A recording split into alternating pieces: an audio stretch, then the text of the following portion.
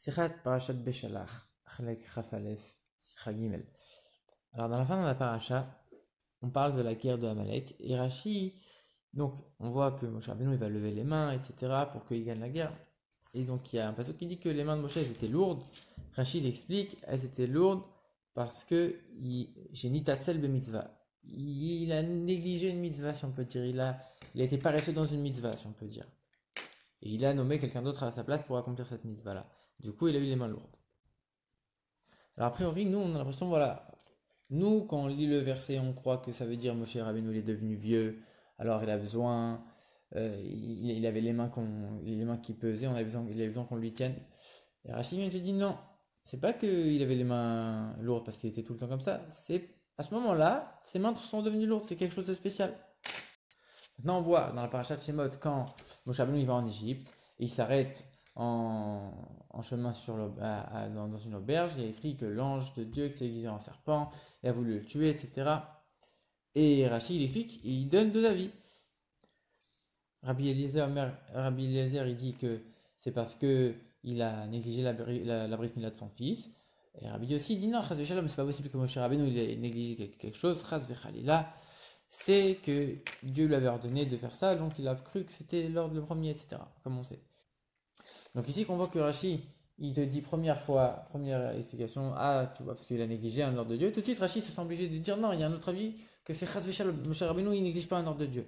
Et ici, nous on voit pourquoi Moshe il avait les mains lourdes, parce qu'il a négligé la mitzvah. Et Rashi se contente de ça, il n'amène pas un autre verset en plus. Comment c'est possible? Surtout qu'en plus, on voit que dans la Mechilta, il y a plusieurs avis, il y a plusieurs raisons pour lesquelles les mains de Moshe, dans plein de Midrashim, pourquoi les mains de Moshe elles étaient lourdes. Alors le Targum Yonatan il dit parce que il a repoussé la mitzvah, donc c'est un petit peu, ça ressemble à l'explication de Rashi. Et il y a une deuxième explication qui dit parce que à cause des fautes d'Israël, alors ça a entraîné que voilà, Moshe il a eu les mains lourdes. Alors pourquoi Rashi il a décidé de choisir cette explication? Déjà il a modifié, il n'a pas choisi vraiment comme Targum Yonatan, mais en plus il prend une autre il aurait très bien pu prendre l'explication de dire c'est à cause des Juifs, et en plus on l'a déjà écrit dans la Torah, donc c'est pas un chidouche, on sait déjà que les Juifs ils ont fait des problèmes avant. Les Juifs ils ont dit comment est-ce que Dieu il est vraiment parmi nous, alors voilà, donc du coup comme c'est expliqué, il y a eu les gardes d'Amalek, etc. C'est pas nouveau, pourquoi Rachid il a pas préféré utiliser ça comme explication? Et la question elle se renforce, parce qu'en vérité on voit qu'aussi que dans la parashat Pinchas, Moshe Rabbeinu il demande à Dieu de nommer à sa place sur l'assemblée un homme qui va s'occuper de chaque juif, etc.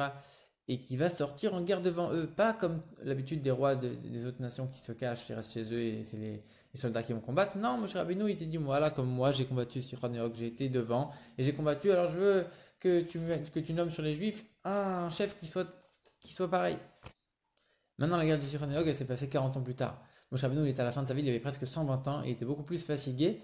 Et là, pourtant, il a été en tête. Comment c'est possible que 40 ans auparavant, 40 ans plus jeune, Moshe Rabbeinu, comme Rachid dit, il a négligé la mitzvah et il n'a pas été. C'est quand même vachement bizarre. Alors Rachid, le rabbi explique, il dit en vérité, on voit que Rachid, il fait très attention à chaque mot. Et que dans la parashat de Shemot, avec l'histoire avec l'ange du serpent, etc., Rachid dit Nitrachel, il a négligé. Et ici, dans notre paracha, il dit Nitatzel bemitzvah. Alors, dans le premier, il dit Nitrachel, tout court. Deuxièmement, il dit Nitatzel, donc c'est pas le même verbe. En plus, il rajoute bemitzvah. Donc, on voit que c'est pas la même chose. Le rabbi explique Rachlanut, c'est une forme de négligence, mais constante. C'est une paresse constante. C'est quelqu'un que toute sa vie, il repousse les choses à plus tard et il n'a pas du tout envie de faire ce qu'il faut faire, il néglige, etc. Alors que Hatzlanut, c'est pour quelque chose de particulier. Quelqu'un, il a un problème dans sa vie, c'est qu'il n'arrive pas à se lever le matin. Et ça, il le dit entre parenthèses. Se lever le matin, marcher, c'est des choses, il a une paresse dans cette chose-là particulièrement. Mais dans tout le reste, il les arise. Il fait tout bien. Ça ne veut pas dire que il est comme ça tout le temps. Il a un point sur lequel il est faible. Et donc, c'est pas du tout le même sens. Donc en vérité, le rabbi il explique que si Moshe Rabbeinu il n'est pas sorti à la guerre contre Amalek, c'était pas parce qu'il avait négligé Chas v'Shalom. Moshe il avait une raison, une bonne raison de penser qu'il ne devait pas sortir. En vérité, il voyait, il a dit regarde, il y a la Torah qui nous donne l'âge pour sortir à la guerre, c'est entre 20 et 60 ans. Moi, j'ai déjà 80 ans. C'est déjà plus. C'est plus de mon âge de sortir à la guerre. Et donc, du coup, il faut des gens qui soient jeunes, qui soient forts. C'est beaucoup plus important. Donc, du coup, c'est pas mon rôle à moi de sortir maintenant à la guerre. Alors, dans ce cas-là, on va poser la question, ah, et quand ils sont sortis d'Égypte, alors, et quand ils sont arrivés à la mer Rouge, il y avait les Égyptiens derrière. Il a tout fait alors que aussi il avait 80 ans. Tu aurais pu dire il avait déjà dépassé l'âge. En plus, tu vois que 40 ans plus tard avec Sichon et Og, il avait 120 ans, donc encore plus vieux. Et quand même, il l'a fait. Alors comment tu peux dire maintenant? Il te dit non, mais moi j'ai pas l'âge pour aller faire la guerre. En vérité, le Rabbi dit, toute cette époque, depuis la sortie d'Égypte jusqu'à l'entrée en Eretz Israël, c'était une époque qui était au-delà de la nature. Tout était fait avec des miracles au-dessus de la nature. Il n'y avait pas de calcul, il n'y avait pas de limitation par la nature, il n'y avait pas de, il y avait pas de réflexion en disant non, lui il est trop vieux, il peut pas. Non, c'était une réussite au-delà au-delà de la nature complètement. Seulement quoi, quand il y a eu l'épisode d'Amalek, ils sont arrivés à Rephidim, et là il y a eu cette question de est-ce que Dieu il est vraiment avec nous? Ils se sont découragés, ils ont baissé leur pratique et leur étude de la Torah. Et à ce moment-là, Amalek est venu. C'est un moment où Dieu il s'est voilé. Dieu il s'est voilé et c'était plus du tout la même ambiance de miracle au-dessus de la nature qu'il y avait constamment avant. Cette période d'Amalek c'était particulier. Il y a eu un voilement de Dieu, il y a un voilement de Dieu spécial. Et donc mon cher Rabbeinu il dit quand c'est une période comme ça, qu'on n'est plus dans ce qui est au-dessus de la nature, on a un voilement de Dieu, alors on doit réfléchir à une guerre, à des vrais stratagèmes de guerre, comment il faut faire. Il faut réfléchir à comment gagner la guerre matériellement de la meilleure manière. Moi, je suis encore vieux, c'est pas adapté que je sorte. Si tu me dis que c'est au-dessus de la nature, alors oui, je vais sortir, je vais réussir. Mais là, il faut faire les choses de manière naturelle, c'est pas forcément ce qu'il faut. Alors ça, c'est d'un côté. D'un côté, ne pas aller à la guerre parce que je vais pas leur être utile. Et deuxièmement, c'est que moi, j'ai un vrai rôle à jouer. Alors, j'ai quelque chose à ne pas faire et j'ai quelque chose à faire. Moi, je suis le chef de la génération, je dois prier. Il y a faire la guerre matériellement, physiquement, et il y a demander à Dieu de nous aider. Et donc ça, moi, je suis le chef de la génération, je suis le mieux placé pour le faire. Et donc, j'ai un rôle complètement différent dans cette guerre-là. Voilà comment Moshe Rabbeinu l'a pensé. Et ça, on le voit que quand il a demandé de choisir les hommes pour la guerre, il choisit nous des hommes pour la guerre. Qu'est-ce qu'il a dit? Des gens qui sont Giborim, c'est vrai, mais Yerechet. Donc il faut un peu de ça pour gagner la guerre, c'est sûr. Donc du coup, Moshe Rabbeinu il s'est tenu sur la colline avec les mains levées et il est en train de jeûner, en train de demander à Dieu et de faire en sorte que les Israël puissent gagner pour qu'ils puissent aussi se rappeler de Dieu et qu'il y ait toujours cette aide divine en plus de la force physique. Et donc Moshe Rabbeinu il a dit ça, c'est mon rôle particulier. À la fois, je suis pas utile d'aller à la guerre et en plus, moi j'ai une mission à part entière à accomplir. En plus du fait qu'il jeûnait, bien sûr, c'est encore une raison en plus de dire qu'il était faible pour aller à la guerre. Cependant, comme c'était un ordre de Dieu, qu'il y avait quelque chose qui était nécessaire, qui était pressant, et il fallait sortir avec un grand zèle. Donc, même lui, il aurait dû sortir. Il aurait dû sortir, ok, c'est vrai qu'il faut prier, mais alors dans ce cas-là, tu pries de manière courte au moment où tu es sur le champ de bataille avant de commencer. Tu vas pas faire de la prière tout un inyan. C'est comme si maintenant, tu étais à la mer, quand Moshe Rabbeinu était devant la mer Rouge, Dieu il lui dit arrête de prier et avance. Il faut que les bénéficiaires arrêtent de prier et qu'ils avancent. Quand il y a un ordre de Dieu, il faut l'accomplir avec zèle de manière immédiate, sans réfléchir. Et même s'il a nommé quelqu'un d'autre à sa place, et même s'il a fait tout ce qu'il fallait, et qu'il l'a fait uniquement dans des bonnes intentions, et en faisant des calculs qui n'étaient pas pour lui, mais pour le bien des autres et du peuple, etc., il fallait accomplir l'ordre de Dieu de manière immédiate et avec beaucoup de zèle. De la même manière que, comme on dit, Nitasal mitzvah, alors ses mains sont devenues lourdes, mida keneged mida. Et alors quoi? Ça veut dire que Moshe Rabbeinu, quand il a un ordre de Dieu, il l'accomplit pas avec zèle? Chazvé Shalom, c'est la même chose. En vérité, on voit aucun verset où Dieu il demande explicitement à Moshe Rabbeinu. Moshe Rabbeinu, il l'a fait parce que c'est naturel chez lui. Il y a des gens qui viennent attaquer les Juifs. Il va aller, il va protéger les Juifs, il va faire la guerre, il va faire tout pour protéger le peuple. C'est naturel chez Moshe Rabbeinu. C'est normal.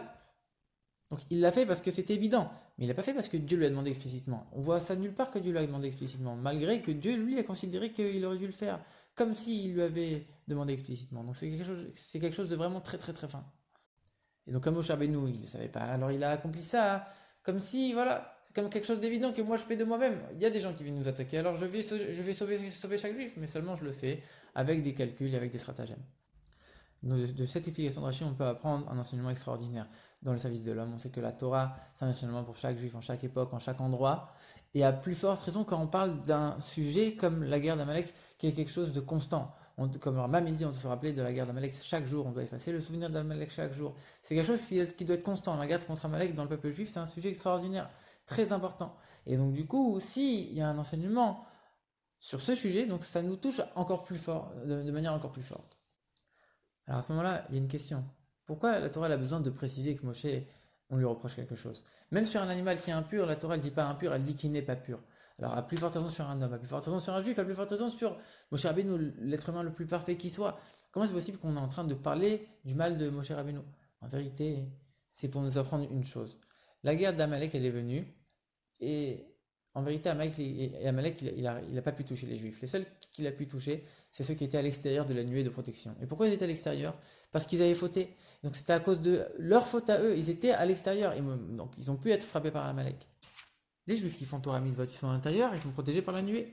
Ceux qui, pour X raisons que ce soit, ils ne le font pas, alors ils sont à l'extérieur. Et ils sont refroidis par le froid, par le doute, par le doute dans l'existence de Dieu, etc., amené par Amalek. À ce moment-là, alors celui qui est à l'intérieur, il pourrait penser, il dit, mais quel rapport moi et lui? Lui c'est un fauteur, il est dehors, qui dégage. Alors tu me dis, je dois aller voir un autre juif, ok je vais comprendre, celui qui est un peu moins religieux. Tu me dis, celui qui étudie pas forcément, je vais aller le voir. Tu me dis, celui qui fait rien, mais bon, il est quand même dans la nuée, c'est le dernier des juifs, mais bon, il est un peu simple, un peu truc, mais oh, il est quand même avec nous. Lui, il est complètement dehors, il fait du mal, il fait du mal, il fait des choses pas bien. Qu'est-ce que moi je vais aller le voir lui? Quel rapport? Et ça, c'est si juste je suis religieux. Mais si moi, toute ma vie, c'est la Torah, Torah Manuto, alors, à plus forte raison, pourquoi je vais m'arrêter moi d'étudier pour aller le voir lui et le sauver lui, qui dégage? Et de ça, on apprend, de ce rachis, on apprend cet enseignement extraordinaire. On voit que en vérité, on doit sortir vers chaque juif, même ceux qui sont à l'extérieur de la nuée. C'est eux qui vont les sauver. Il faut les rentrer dans la nuée, dans la Torah et dans la mitzvah. Et pour ça, on a besoin de qui? Justement, on a dit, les soldats, ils étaient Giborim, ils étaient Yerechet. On a besoin justement des religieux comme toi. C'est de toi qu'on a besoin pour aller les voir, ces juifs-là, justement. Et tu sais quoi? On a envoyé même Yoshua. Et tu sais quoi? Même Yoshua, ça n'a pas suffi. Il a fallu que même Moshe Rabbeinu, il aille. À tel point qu'on lui a reproché à Moshe Rabbeinu de ne pas avoir été chercher ces juifs-là. Et que même Yoshua, c'est écrit que lui aussi, il était Torah Manuto, il n'a jamais cessé d'étudier sous la tente. Donc ça, c'est l'enseignement pour nous que ça suffit pas de prier pour un autre juif et on va te dire, ouais, je vais étudier pour son srout et je vais faire Teilim pour qu'il fasse tchouva. C'est très bien, l'arbitre, c'est très bien, c'est extraordinaire. Mais ça suffit pas. Il faut sortir, il faut sortir de la nuée, sortir des murs du Beth Midrash et des murs du Beth Knesset et aller vers un autre juif pour essayer de leur rentrer dans la Torah et dans les mitzvot. Et sans voir que Moshe Rabbeinu il a fait des calculs et à cause de ça on lui a reproché. Toi tu dois faire ça aussi de la même manière, sans calcul, sans réfléchir. Il faut faire ça, alors je le fais et je le fais à 100% parce que c'est Dieu qui m'a demandé et c'est tout. De la même manière, si toi tu fais sans calcul, Dieu il fera avec nous sans calcul et il nous amènera à la Géoula maintenant.